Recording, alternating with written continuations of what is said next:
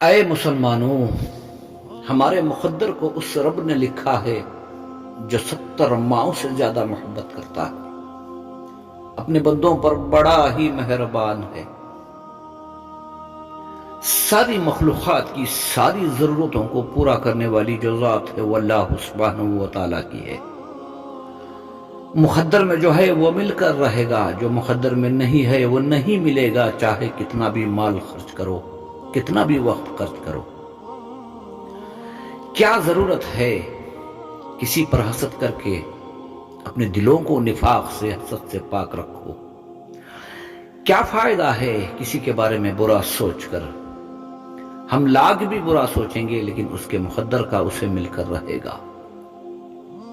مقدر کے ساتھ چلنا ہے میرے بھائیوں، سیدھا راستہ اختیار کرنا ہے، جھوٹ سے بچنا ہے، دھوکے سے بچنا ہے، فریب سے بچنا ہے۔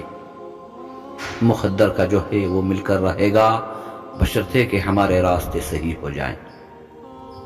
اللہ سے دعا کرو کہ اللہ تعالی ہمارے لیے دنیا اور آخرت میں خیر کے فیصلے فرما دے۔